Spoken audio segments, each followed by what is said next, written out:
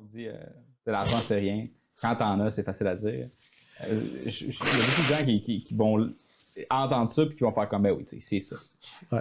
Moi, la façon que je vois ça, c'est l'argent, ça règle les problèmes d'argent. Mm-hmm. Puis encore tous les autres problèmes. Puis je pense que c'est quelqu'un sur Tout le à podcast fait. qui m'a dit ça. Puis Ça, il c'est a fort. juste volé quelque chose. Mais j'ai trouvé que c'était une bonne façon de mettre les choses en perspective parce que c'est vrai que oui, c'est le fun de faire de l'argent parce que ça te donne une certaine liberté, mais une fois que tu as un certain point, puis tout le monde, ils vont pointer vers l'étude de 80 000 ou peu importe, de salaire commun que tu as dans un couple.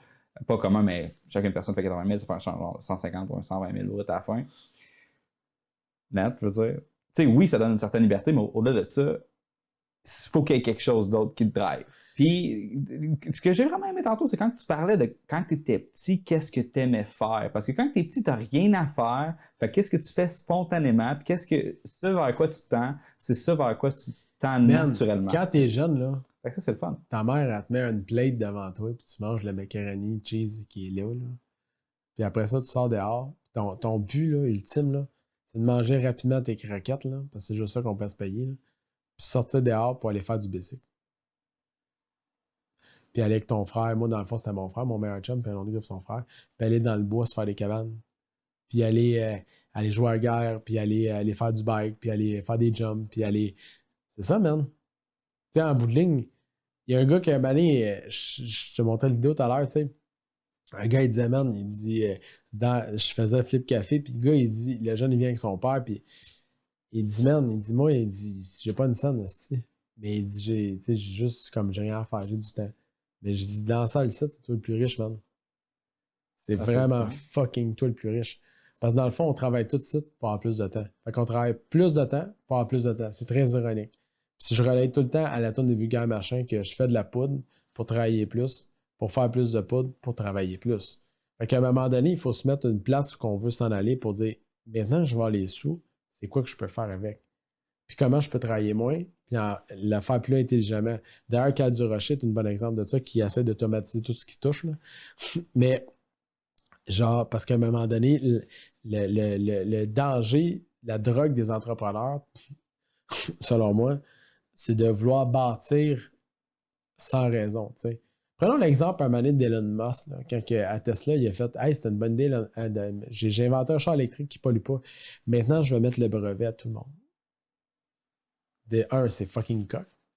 Fait que c'est comme, moi, mon idée est tellement bonne. Anyway, tu penses que tu peux en faire? Ben vas-y, tu sais, je te donne le plan. Ouais, mais c'est un gars qui est incroyablement stratégique. Ce move-là en particulier, c'est parce que je fais juste plus que le monde qui prend des batteries, plus que c'est son usine de batteries va vendre des batteries aussi. Mais je fais juste amener au fait de dire, dans les faits, le gars, il était déjà millionnaire, man. Tu sais, Tesla, ça perd de l'argent, tu sais. La première journée qu'il est parti Tesla, puis même là, puis tu me diras, c'est capitalisé en bourse, c'est le monde qui perd de l'argent, mais au fait, là, il perd quand même son temps. Puis ça a une valeur, tu sais. Fait qu'au fond de lui, c'est sûr que s'il n'y aurait pas un objectif quand même de venir dire, regarde, c'est quoi, man, je le fais parce que je suis déjà fucké millionnaire, je m'en calisse. Un peu comme PR1 là, de Guy Laliberté, là. Quand il a fait PR1, là, tu sais, dans les faits, là, il venait de créer le fucking Cirque du Soleil, man. Penses-tu vraiment qu'il a besoin de créer une fucking pyramide, man, avec une illusion 3D, puis tu t'es assis là-dedans, man, t'es sur un sky, man, puis t'as juste envie de fumer du buzz, puis regarder ce qui se passe? Mais non, il n'y a pas besoin de faire ça, tu comprends? Il l'a fait parce qu'il voulait le faire. Ouais. Il voulait offrir à tout le monde. D'ailleurs, quoi, il aurait pu le faire puis le mettre dans sa cour. Hey, il a fait les billets pas chers, man, puis tout le monde peut aller le voir. C'est chill. Tu comprends? C'est ça, être riche. Parce qu'il y a une différence entre l'indépendance financière et la liberté financière. L'indépendance financière, c'est ce qu'on fait tous. On n'a pas de boss, on fait ce qu'on veut quand on veut. On pense qu'on est libre. On n'est pas libre. Être libre, c'est faire ce que tu veux quand tu veux. Ça, c'est être libre financièrement. Puis ça, c'est la quête ultime, selon moi. C'est de pouvoir choisir de quoi va être composé ton temps, de le choisir comme tu veux, et non le contraire. Tu comprends? De ne pas laisser l'argent choisir qu'est-ce que ton temps va faire. Puis ça, c'est vraiment ça la grosse différence, selon moi. C'est là que les gens, ils se courent. Ça, c'est en lien avec ça, tu sais, il y a beaucoup de... Tu sais, ce que tu viens de mentionner au niveau de l'indépendance financière, la liberté, c'est quoi? C'est indépendance financière puis liberté financière que tu as mentionné? Il y a une différence. Je suis sûr et convaincu qu'il y a une différence entre les deux. La liberté et l'indépendance. Fait que Moi, l'élément que j'ai retiré de ça, c'est justement être capable de faire qu'est-ce que toi tu veux quand tu veux le faire. Je pense que pour certaines personnes qui sont excessivement motivées, qui sont excessivement visionnaires, qui ont une idée de qu'est-ce qui est possible, qui sont appelés vers cette vision-là, qui veulent absolument la concrétiser, je pense que le challenge, c'est l'argent est secondaire. Dans le sens que ce qui est vraiment important, c'est quoi? C'est concrétiser cette vision-là. Puis moi, je pense qu'il y a différents types de motivation que tu vas avoir dans la vie de tous les jours. Puis, certaines personnes sont vraiment motivées par l'impact qu'ils vont avoir sur les autres. Certaines personnes sont vraiment motivées par les choses qu'ils sont capables de construire, par la complexité, par la réalisation concrète. Il y en a d'autres qui sont motivés par l'élégance des idées puis des concepts qui vont établir. Puis je pense que c'est vraiment important, en tant qu'individu, de faire l'exercice de c'est quoi les motivations primaires qui te poussent à agir et de les nourrir puis de les appeler à se développer pour en avoir de plus en plus. Mais c'est vraiment tricky quand on rentre dans les termes d'indépendance. Mais moi, je pense pas. Je vais te donner l'exemple. J'ai un gars à Montréal que je suis qui s'appelle Zébulon Perron. Okay? Ouais. Zébulon Perron, c'est le designer en vogue présentement à Montréal. Okay? Payé probablement très cher pour faire ses affaires. T'sais, il a fait le Marcus dernièrement, puis il a travaillé sur l'ensemble du projet du Four Seasons, qui est d'ailleurs très magnifique. Mais je suis sûr qu'il fait des sous, puis ça va très bien. Mais je suis sûr que quelqu'un qui prend un projet, ce qui le motive, c'est quand il n'y a pas de budget. Tu comprends? Ça veut dire que ces idées-là, ils ont une portée à la limite de son cerveau. Puis ça a une valeur. Donc, ça veut dire qu'il fait ce qu'il veut comme il veut.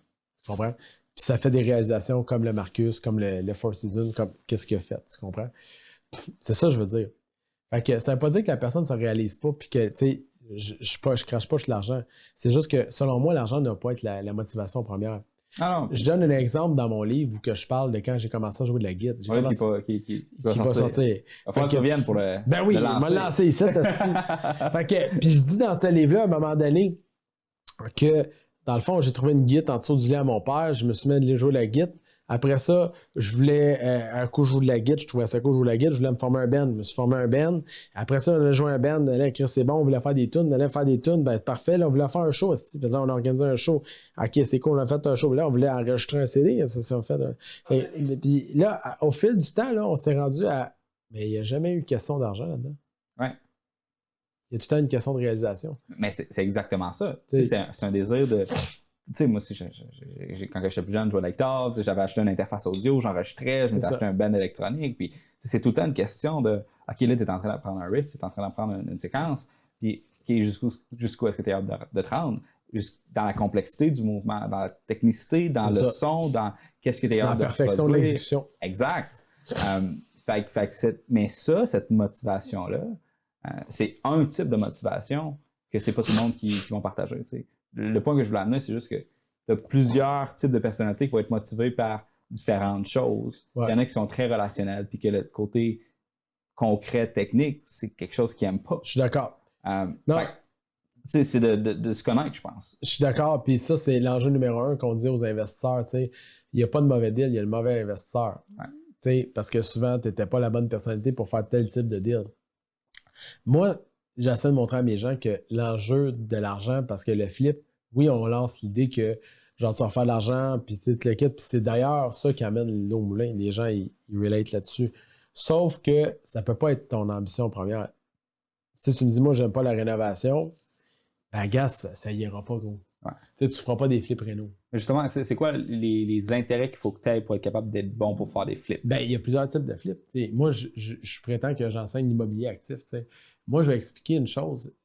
La raison pourquoi que j'aime faire de la réno, en fait, j'ai une amour-haine avec la réno. Je l'ai dit dans un autre podcast, c'est que moi, mon père, il travaillait fort, puis il faisait un job ineux. La plupart du temps de qualité avec mon père, il fallait que j'aille sur un chantier. Je n'étais pas sur un chantier. Fait que l'odeur du bois, ça m'est rentré dans mon esprit, là. Tu comprends? Fait que moi, j'ai associé l'odeur du brin d'ici, l'odeur de ça, puis de passer du bon temps avec mon père. Fait que c'est ça qui fait qu'aujourd'hui, j'aime la réno. Tu sais, mais ça m'a enlevé mon père. J'ai jamais joué au hockey avec, j'ai jamais fait ça. Qu'est-ce que les petits gars font avec leur père? Moi, ça m'est jamais arrivé. Fait que, mais je suis capable de monter un mur, puis je sais que c'est 176 pouces, puis 96, puis il faut t'enlèves 3 pouces, fait que c'est 93 que tu coupes ton stud, puis t'es mieux d'enlever un quart parce que la lame a un quart, puis ça va rentrer plus facile, puis ton gun à clou va rentrer. Mais j'ai appris à patiner tard. Puis par moi-même. J'ai appris à nager tard, par moi-même. Tu comprends? Fait que, mais au fait, ça fait qu'aujourd'hui, j'aime le bâtiment, j'aime l'architecture. C'est tout des dérivés. Mon père, il n'était pas un architecte, là, mais tu sais, ça l'a aiguillé mes passions. Les gens qui veulent se lancer en immobilier, ben, si à la base, ils n'aiment pas les humains, puis qu'ils n'aiment pas la brique puis la pierre, on va partir une strike de moi, man. Parce que soit que tu gères des humains pour tes chantiers, soit que tu gères des locataires. Tu sais, soit que tu gères des notaires, soit que tu t'es en contact avec les humains. Fait que si t'es pas capable d'être relationnellement allumé, ça ira pas. Après ça, si tu comprends pas c'est quoi le bâtiment, l'amour de l'abri, l'amour du bois, de l'architecture, ça ira pas. De comprendre la vision municipale pour comprendre où c'est qu'une société s'en va, ben, tu ne subdiviseras pas des terrains, tu ne feras pas des projets de même. Si tu ne comprends pas ce qui est le beau, ben, tu peux tout le temps t'outiller, mais ça va te coûter plus cher. Il faut faire un petit peu de tout là-dedans. Il faut qu'au moins, ça se peut que toi, tu seras plus artistique, puis que toi, tu aimes la déco, puis que tu sois super bon en staging, puis c'est parfait, tu vas trouver une place dans une équipe qui fait ça. T'sais. Puis tu vas trouver un gars plus cartésien qui lui aime les chiffres, qui est bon en admin, qui est capable de mettre en place des affaires. Mais si, je répète tout le temps que si la motivation première, c'est de faire de l'argent, ça ne devrait pas être ça. Tu vas en faire dans l'immobilier de l'argent. C'est sûr et certain. À 100% sûr. Avec les bonnes équipes, avec les bons encadrements, tu vas y arriver. Mais ça ne peut pas être ta motivation en premier. Parce que tu vas te tanner. Ah, mais ça, je pense que c'est comme ça pour tous les secteurs. Là. Oui. Puis tu sais, sinon, si tu veux faire bien de l'argent, là, regarde, moi j'ai un chum qui est chirurgien. Là, ça a l'air qu'il fait 800 000 par année. C'est bon, ça, Chris? Ouais. 800 000. Mais il a travaillé 15-20 ans pour arriver là. Mais peut-être pas 15-20 ans, mais mettons une dizaine, c'est long. 12 ans. Mais il fait son 800 000. Ouais. Il fait son 800 000. Puis moi, ce qui me fait rire, c'est quand le monde arrive dans mon cours, il dit hey, on va-tu en faire des flips? Hey, wow, tabarnak, toi, tu fais quoi dans la vie, toi, avant? Là? Mais moi, j'étais infirmière, moi, avant. OK, fait, ça a pris 6 ans pour faire des piqûres. Puis là, toi, en 6 mois, tu penses que tu vas faire des flips? Mais non, ça y va pas, là. Moi, j'y vais, je vais te donner un support, puis moi, c'est un lifetime abonnement, là. Tu payes une fois, mais après ça, je te suis si t'es dans la merde, tu sais.